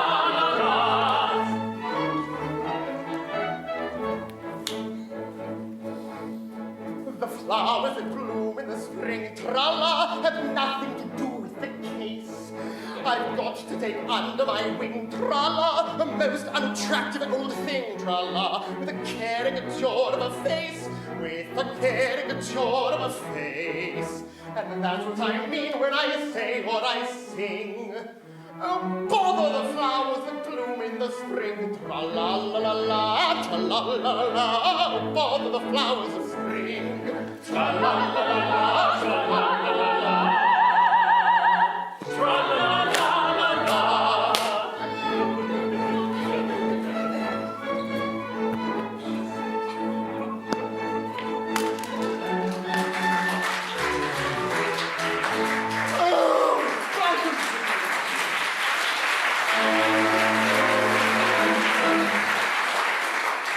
Alone and yet alive.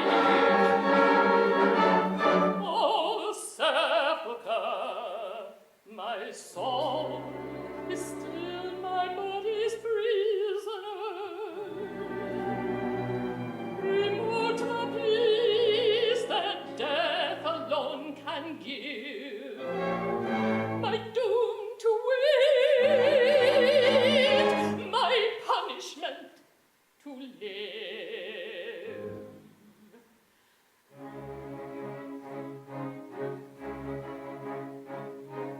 Hearts do not break, they sting and ache for all of sake, but do not die. Though with each breath they long for death, as witnesseth the living eye, the living eye. Oh, living eye, come tell me why, when hope is gone, dost thou stay on? Why linger here when all is dream?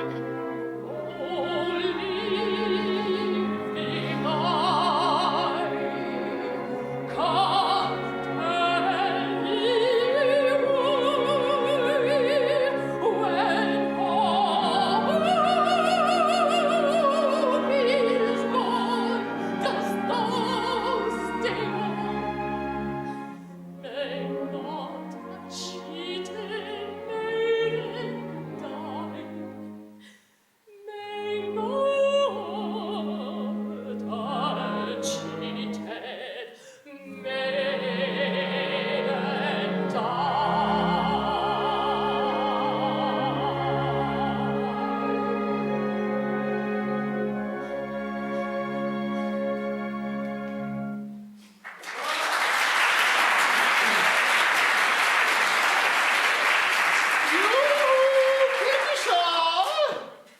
the miscreant who robbed me of my love.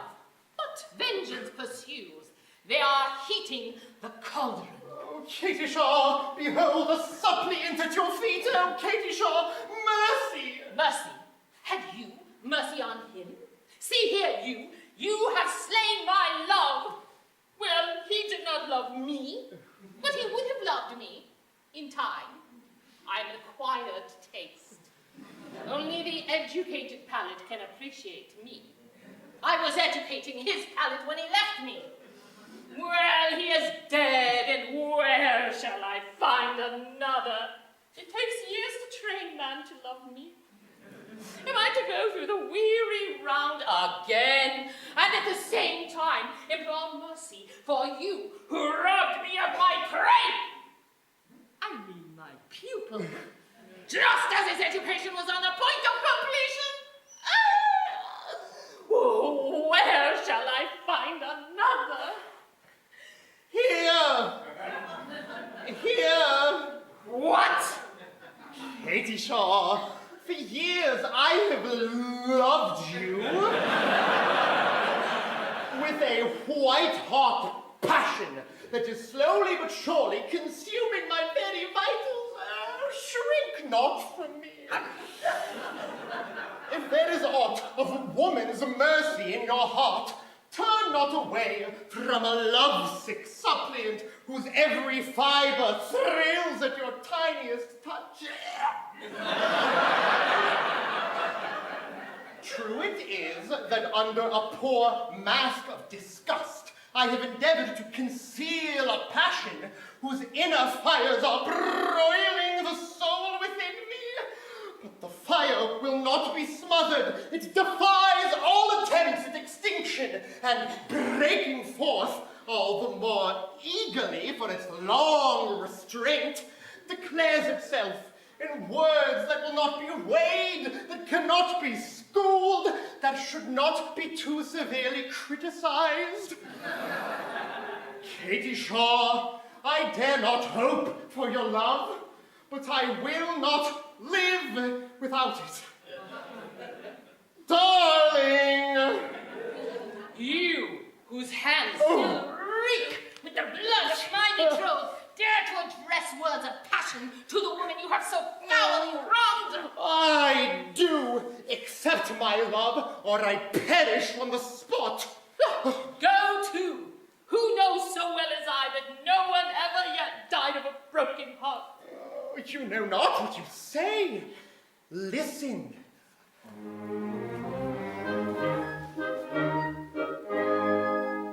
On a tree by a river, a little tomtit sang willow, tit, willow, tit, willow. And I said to him, Dicky bird, why do you sit singing willow, tit, willow, tit, willow? Is it weakness of intellect, birdie, I cried, or a rat tough worm in your little inside? With a shake of his poor little head, he replied, Oh, willow, tit, willow, tit, willow. He slapped his chest as he sat on that bough, singing willow, tit, willow, tit, willow. And the cold perspiration bespangled his brow. Oh, willow, tit, willow, tit, willow. He sobbed and he sighed, and a gurgle he gave as he plunged himself into the billowy wave. And an echo arose from the suicide's grave. Oh, bibbo, bibbo,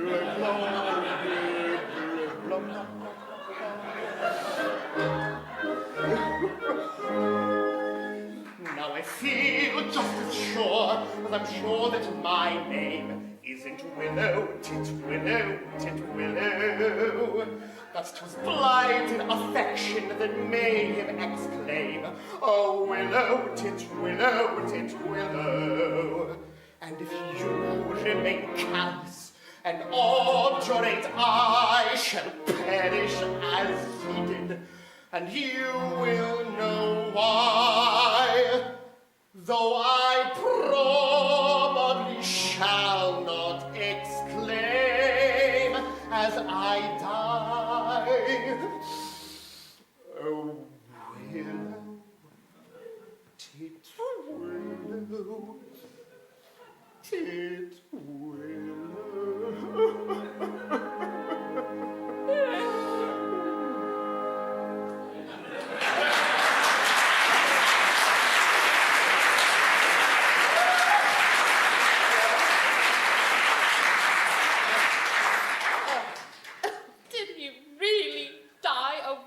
Oh, he really did. All on account of a cruel wee hen? Aye. Oh, poor little chap. Oh, it's an affecting tale and quite true. I knew the bird intimately. Did you? Oh, he must have been very fond of her. Oh, his devotion was something extraordinary. Oh, poor wee chap. And if I would refuse you, you will go and do the same. At once! Oh, no, you mustn't. Nay, anything but that. I'm a silly little goose. You are. And you won't hate me, because I'm just a little teeny, weensy, wee bit bloodthirsty, will you? Oh, I hate you. Oh, Katie Shaw, is there not beauty even in bloodthirstiness? My idea exactly.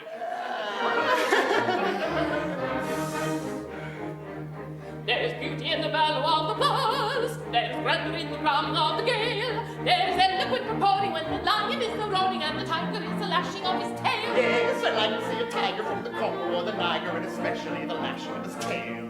Volcanoes have a splendor that is grim, and earthquakes only terrify the dogs. But to him who's scientific, there is nothing that's terrific in the falling of a flight of thunderbolts. Yes, in spite of all my meekness, if I have a little weakness, it's a passion for a flight of thunderbolts. If that is something daddy, no, daddy, it's heavily, daddy ought to someone. Away with go, and daddy, daddy, no, totally, daddy, today is done.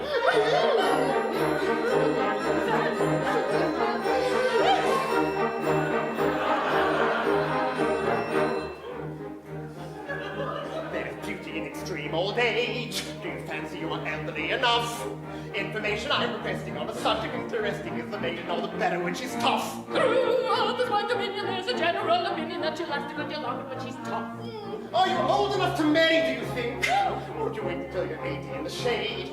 There's fascination frantic in a ruin that's romantic. You think you are sufficiently decayed. To the matter that you mentioned, I have given some attention, and I think I am sufficiently decayed. If that is something, daddy, no, daddy, it's evident that it ought to someone. Away will go, and marry, marry, no, totally, daddy, today is done. If that is something, daddy, daddy, daddy, it's evident that it ought to someone. Away will go, and marry, marry, no, totally, daddy, today is done. So daddy, no, daddy, will marry, marry, no, totally, daddy, today is done.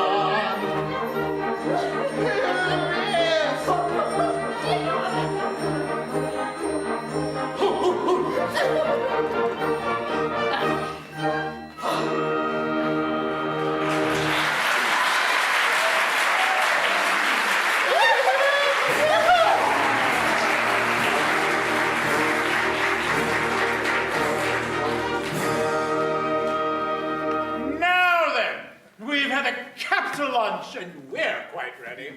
Have all the painful preparations been made? Your lordship, all is prepared. Then produce the unfortunate gentleman and his two well-meaning but misguided accomplices. Mercy! Mercy for Coco! Oh. Mercy for Pretty Jean! Mercy even for Pooh Bah! I beg your pardon, I didn't quite catch that last remark. Mercy, even for Pooh Bah. Mercy! My husband that was to have been is dead.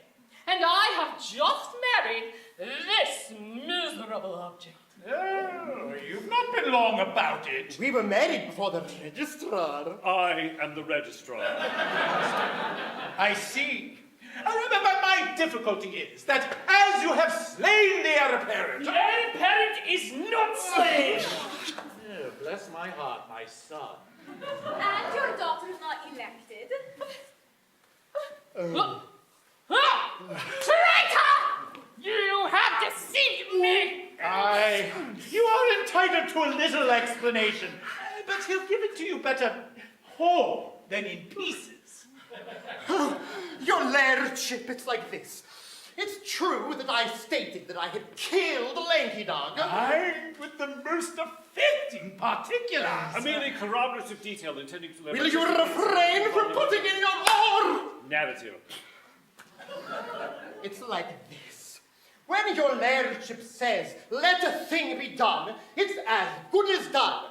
Practically, it is done because your lairdship's will is law. Your lairdship says, kill a gentleman, and a gentleman is told off to be killed. Consequently, that gentleman is as good as dead. And if he is dead, why not say so? I see. Nothing could possibly be more satisfactory.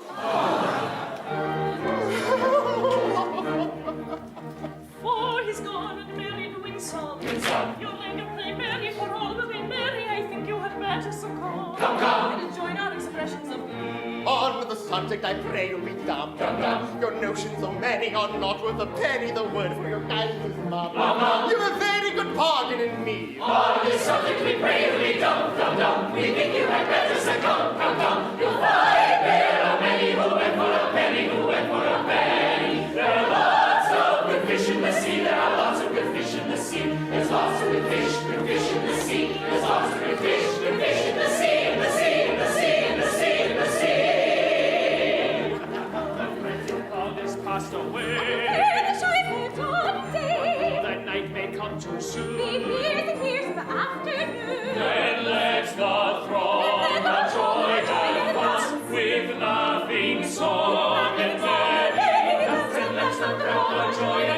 with laughing song and merry dance, with laughing song and merry dance, with laughing song.